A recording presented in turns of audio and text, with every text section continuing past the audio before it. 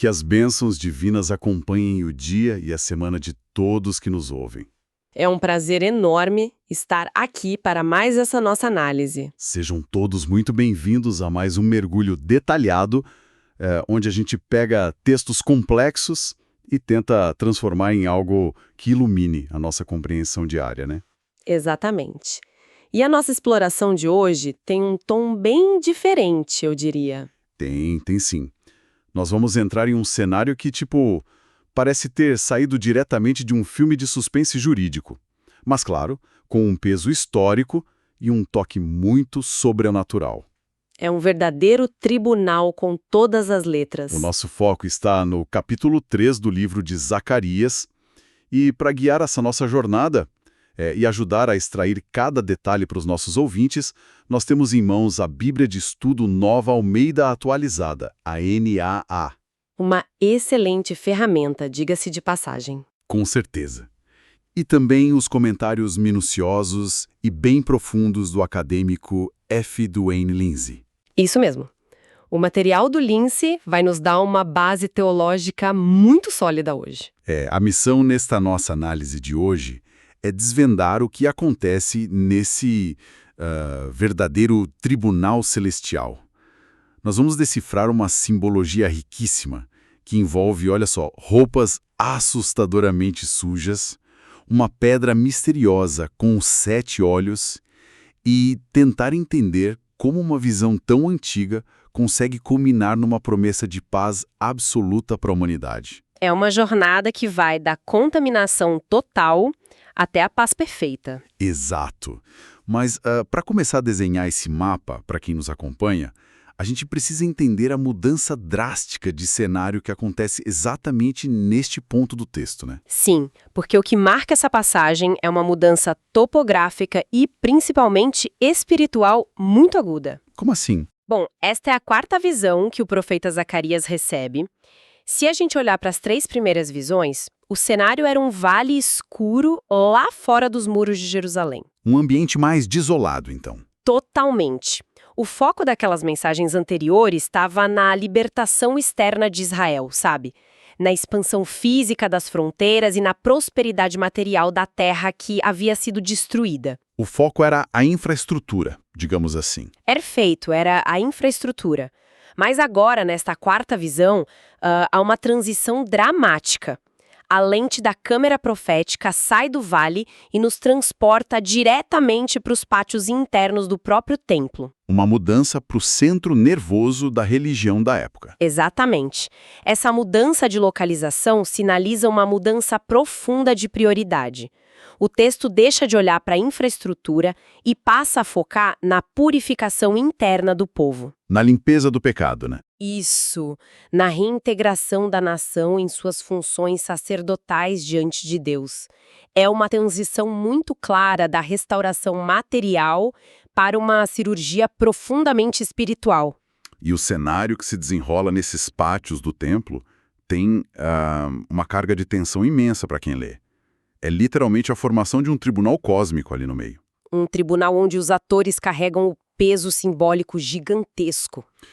Vamos apresentar o elenco dessa cena para os nossos ouvintes. Nós temos Josué, que é o sumo sacerdote daquela época. O réu, neste caso. Exato. Temos o anjo do Senhor presidindo a cena com uma autoridade suprema. Temos Satanás assumindo o papel literal de promotor ou de acusador. O que já traz um clima de embate imediato. Muito.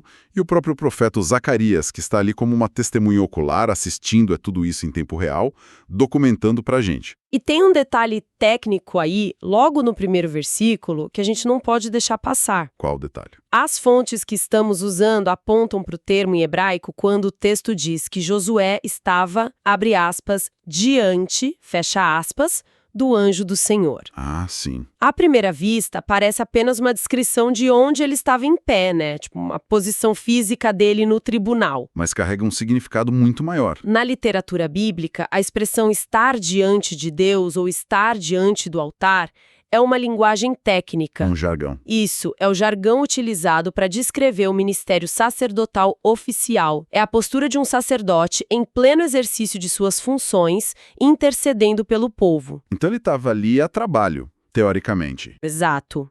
E o que torna a cena chocante é que aquele local que deveria ser um ambiente de adoração solene, de reverência e serviço sacerdotal, foi abruptamente transformado em uma sala de julgamento. O acusador simplesmente invade o espaço sagrado. Invade e transforma o local de adoração num banco de réus implacável. E é um aspecto representativo aqui que é bom a gente reforçar para quem está acompanhando a nossa análise. Josué não está ali respondendo apenas por seus próprios erros como indivíduo, né? De forma alguma. Como sumo sacerdote, ele veste a identidade da nação. Ele é o representante oficial. O avatar espiritual de todo o povo de Israel. Uma boa definição. E especificamente daquela geração que havia acabado de retornar do trauma profundo do exílio na Babilônia. Eles estavam carregando todo esse peso histórico. E sobre a figura que preside o tribunal, o anjo do Senhor, os comentários de F. Duane Lindsay esclarecem algo fascinante. A identidade dele, certo. Isso. Lindsay aponta que no contexto do Antigo Testamento, esse anjo é frequentemente identificado como o Cristo pré-encarnado. O que faz todo sentido dentro do tribunal. Faz porque a autoridade que ele exerce nesta cena confirma isso. Ele demonstra o poder de perdoar pecados e declarar absolvição, que é uma prerrogativa que pertence exclusivamente ao próprio Deus. Ninguém mais teria esse poder ali. Exato.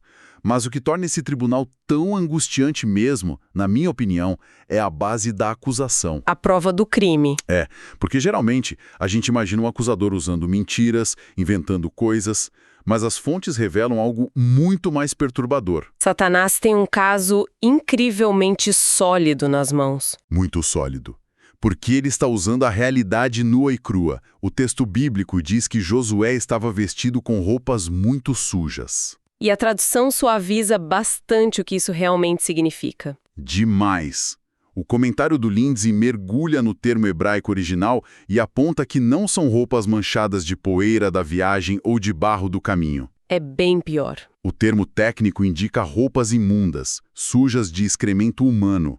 É uma contaminação automática, absoluta e repulsiva. Para um sumo sacerdote cuja função de intercessão exigia uma pureza ritual imaculada, isso é terrível. É o nível máximo de falência espiritual. Estar coberto de fezes diante do trono de Deus é algo impensável. E a repulsa psicológica que essa imagem causa na gente que lê é intencional. Totalmente intencional. O réu está inegavelmente contaminado e a acusação usa esse fato brutal. Aquela sujeira extrema não é apenas um acidente de percurso, sabe? Ela materializa a iniquidade profunda, a idolatria e a falha moral acumulada de toda a nação.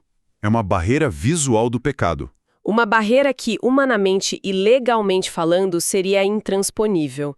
A tragédia da cena é que, se o próprio intermediário entre o povo e Deus estava daquele jeito, não havia esperança para o resto da nação.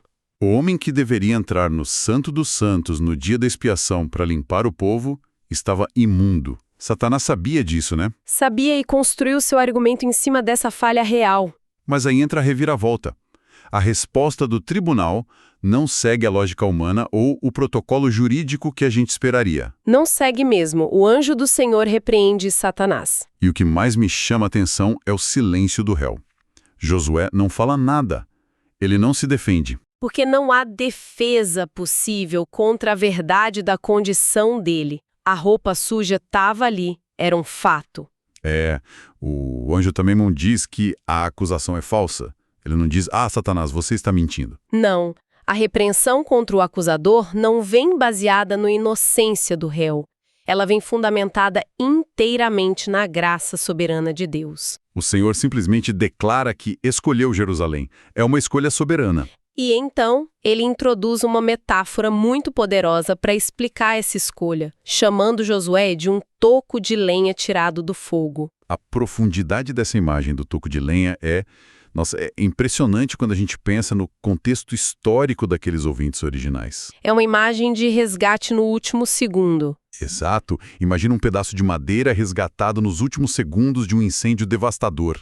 Esse pedaço de lenha está carbonizado, cheirando a fumaça, frágil, sujo de cinzas. Completamente inútil para qualquer propósito prático ou estético. Ninguém olha para uma madeira queimada e vê valor intrínseco, né? Ninguém. Se alguém resgata essa madeira do fogo, é por um ato puramente de vontade e amor de quem a tirou de lá.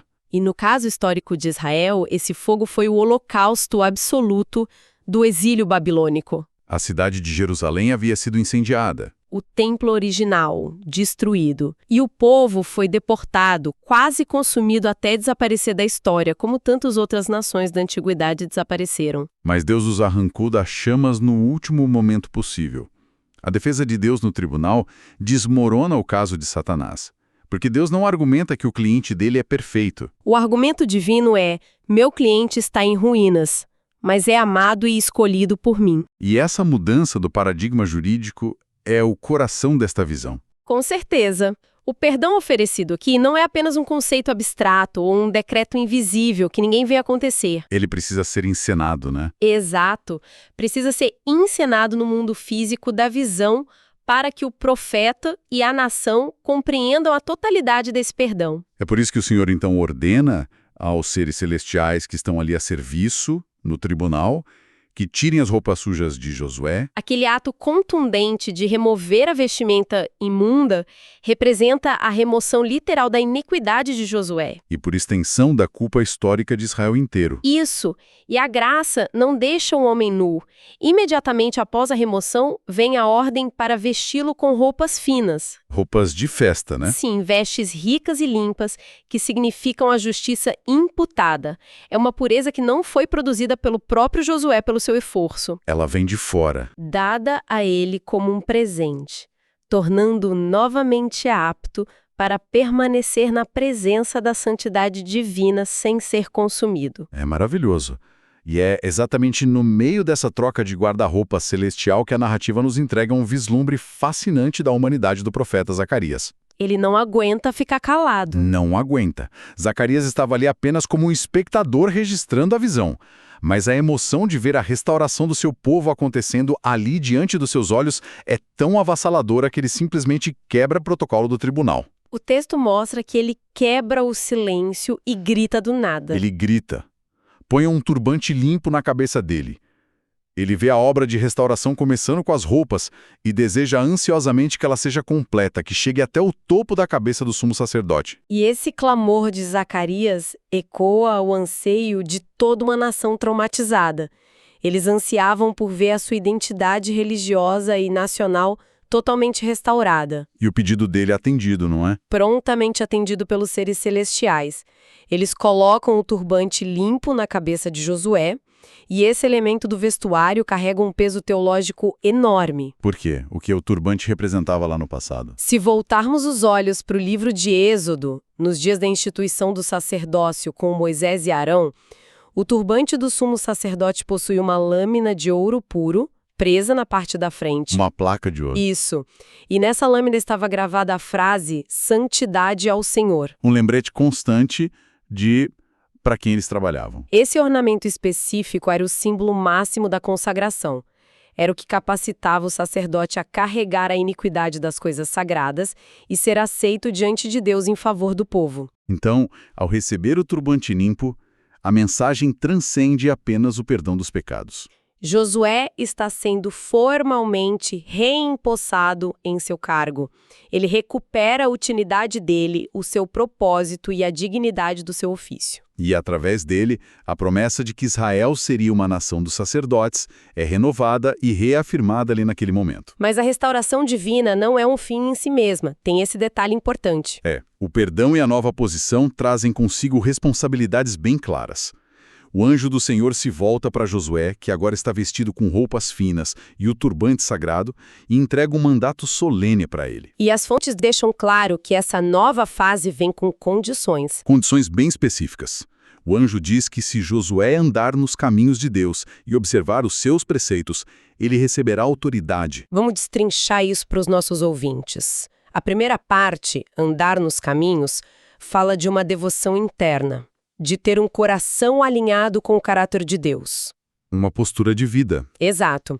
Já a segunda parte, observar os preceitos, aponta para o trabalho duro e externo de cumprir os deveres sacerdotais no dia a dia. E se ele mantiver essa fidelidade prática e também de coração, os resultados prometidos são surpreendentes, não são? Formam a progressão de autoridade e intimidade muito forte. Quais são eles? Primeiro, foi prometido a ele que governaria a casa de Deus, ou seja, o templo, garantindo que a adoração verdadeira fosse mantida.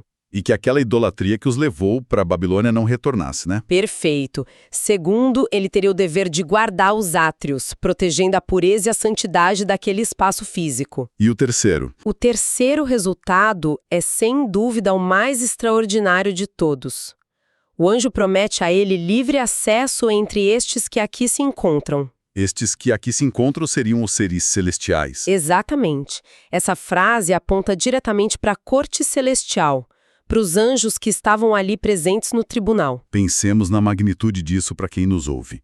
Um ser humano que, momentos antes, estava coberto de contaminação, com roupas imundas. A um passo da condenação total. Sim, a um passo de ser descartado.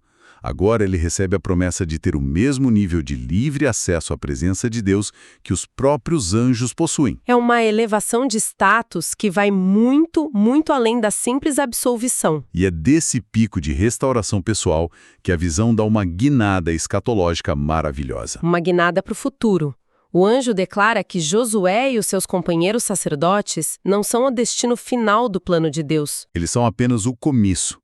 Eles são descritos ali como um sinal do que há de vir. A presença deles ali, perdoados e restaurados, funcionava como uma garantia profética. Um vislumbre de uma intervenção futura que seria muito maior do que a reconstrução daquele templo. Eles apontavam para a figura central da história da redenção.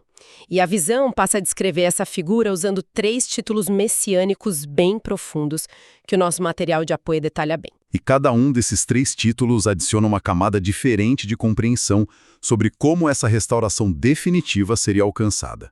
O primeiro título que Deus usa é o meu servo. Uma figura muito conhecida para quem lê Isaías, por exemplo. Com certeza.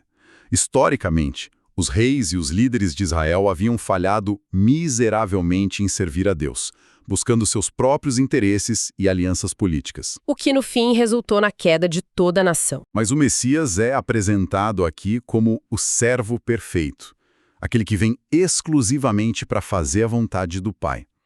E operando a salvação muitas vezes através da submissão total, do sofrimento e de uma obediência inquebrável. E o segundo título apresentado é o renovo. Este termo conecta a visão de forma direta às profecias de Jeremias e do próprio Isaías também. Uma imagem bem agrícola, né? Sim, a imagem agrícola do renovo ou do ramo é vital para entender a promessa feita à dinastia do rei Davi. Após a invasão babilônica, a linhagem real de Davi parecia ter sido cortada, derrubada como uma árvore imensa que é reduzida a um toco morto. Não havia mais um rei no trono de Jerusalém. Para muita gente, parecia o fim definitivo da promessa divina. No entanto, o Messias é descrito como esse renovo vivo, um broto verde cheio de força que surge milagrosamente daquele toco aparentemente morto. Ele é o descendente davídico, que se ergue da humilhação extrema, da linhagem que havia caído, para assumir uma posição de glória inabalável e uma realeza eterna, restaurando o reino de uma forma que os reis humanos nunca conseguiram fazer. E o terceiro título muda completamente o campo semântico da visão. A gente sai dessa imagem da realeza e da agricultura, da árvore cortada, para algo que parece saído de uma literatura quase surreal. O Messias é chamado de a pedra. Isso. O texto descreve uma pedra única que é colocada diante de Josué e nela estão gravados 7 olhos. Uma imagem bem inusitada. Para nossa mente moderna, imaginar uma pedra com olhos pode parecer estranho, mas dentro da rica linguagem apocalíptica e profética, isso transmite uma mensagem teológica imensa. E as nossas fontes, a NAD e o comentário do Lindsay, mergulham fundo nesse simbolismo, mostrando que os elementos dessa pedra revelam os atributos daquele que trará a limpeza final. O que os 7 olhos representam na análise deles? Na complexa tapeçaria de símbolos bíblicos do Antigo Oriente, O número 7 está sempre ligado à ideia de plenitude. Perfeição absoluta, a totalidade das coisas. Isso. Os comentários de F. Doen Lindsay sugerem que os 7 olhos gravados nesta pedra representam a inteligência plena e a onisciência inesgotável do Messias. Ele enxerga tudo. Quando ele vier para governar e julgar, ele terá uma percepção perfeita e total da realidade humana. Absolutamente nada escapará ao seu olhar. Há outra interpretação para esses olhos no material, não há? Sim, uma segunda camada de interpretação, que é igualmente válida nas fontes, associa esses 7 olhos à plenitude do Espírito Santo que repousa continuamente sobre o Messias. Capacitando-o de forma infinita para a sua missão restauradora na Terra. E há também o detalhe de que essa pedra possui uma inscrição gravada pelo próprio Senhor dos Exércitos. Indicando um propósito divino inalterável, uma marca registrada de Deus. É interessante porque, embora alguns estudiosos tentem relacionar essa pedra com a joia que ficava no turbante do sumo sacerdote, ou talvez com a pedra fundamental do próprio templo físico que eles estavam reconstruindo na época, O foco principal é que o papel dessa pedra messiânica é totalmente ativo. sim, é o próprio Senhor quem a coloca ali para operar a remoção final da culpa da nação. E a promessa que coroa a apresentação da pedra é, sem exagero algum, uma das declarações mais ousadas de perdão em todo o Antigo Testamento. É uma frase de impacto. O Senhor declara categoricamente: tirarei a iniquidade desta terra num só dia. O peso existencial e histórico dessa frase, para quem estava ouvindo, é incalculável. Toda a contaminação acumulada, sabe? Toda a rebelião histórica, aquelas roupas muito sujas da alma coletiva de uma nação inteira, tudo isso seria removido, Cancelado e expurgado em um único evento. concentrado em um espaço de 24 horas. Mas, para sermos justos com a profundidade da nossa análise e com as fontes que temos em mãos, a gente precisa examinar como os estudiosos compreendem o cumprimento temporal dessa promessa incisiva. Sim, é importante apresentar as diferentes visões teológicas que o material do Lindsay descreve. Exato.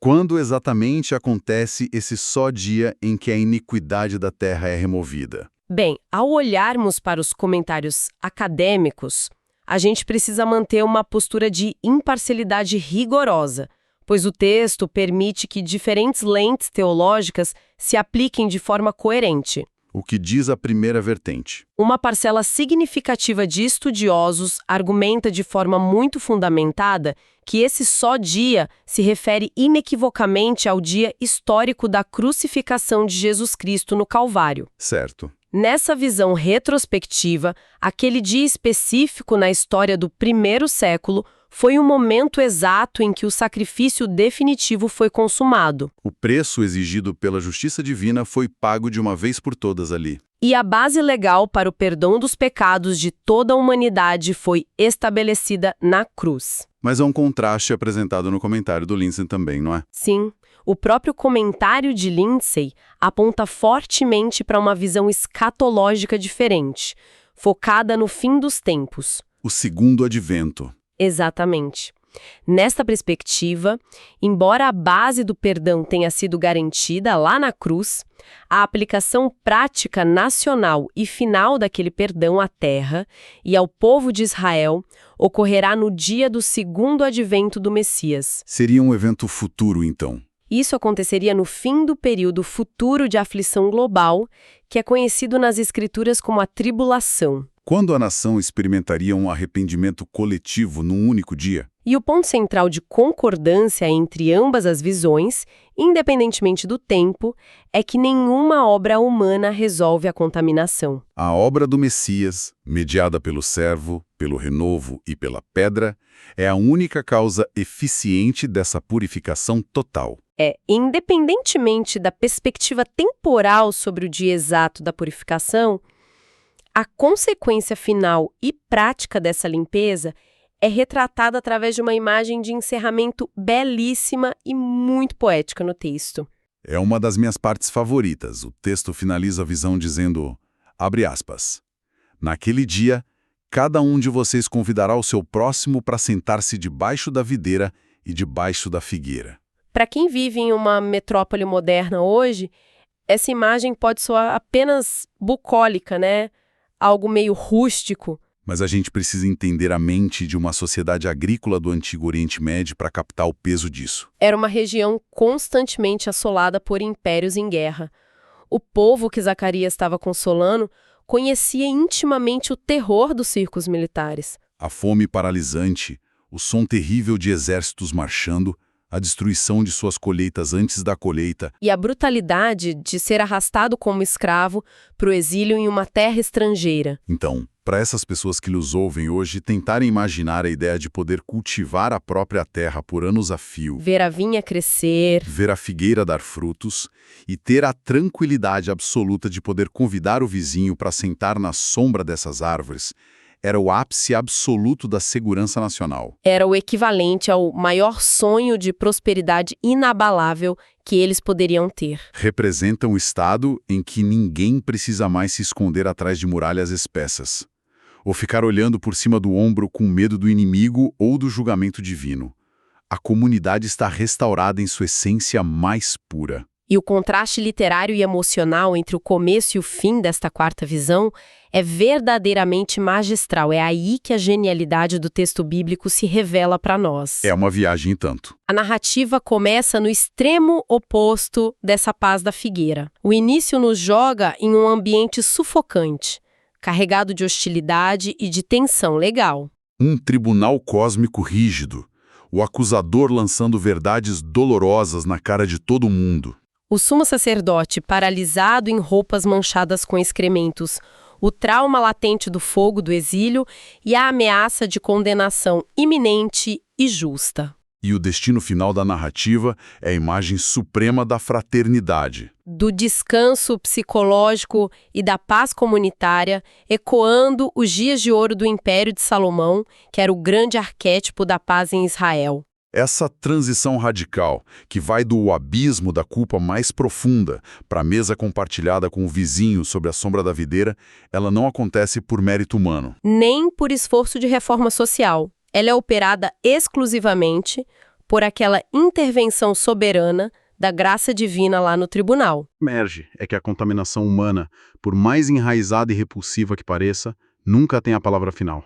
A graça transformadora, fundamentada na eficácia do Messias, tem o poder não apenas de limpar indivíduos de suas iniquidades, mas de curar e reconfigurar o tecido inteiro de uma sociedade. e é nesse ponto crucial que as cortinas do Tribunal Celestial se abrem para revelar a vida real de quem está nos acompanhando hoje em nossa análise. Sim, porque a grande pergunta que sempre permeia os nossos mergulhos profundos é: por que desvendar uma visão de roupas trocadas em um tribunal há milhares de anos importa para a nossa realidade atual? Importa profundamente porque nos prova que a verdadeira graça divina atua diretamente sobre as realidades que tentamos esconder de todo jeito. O texto não ignora a sujeira que carregamos, ele a remove ativamente. A visão nos lembra que o objetivo final de Deus não é manter a humanidade permanentemente no banco dos réus. Oprimida sobre o peso de acusações constantes, por mais verdadeiras que essas acusações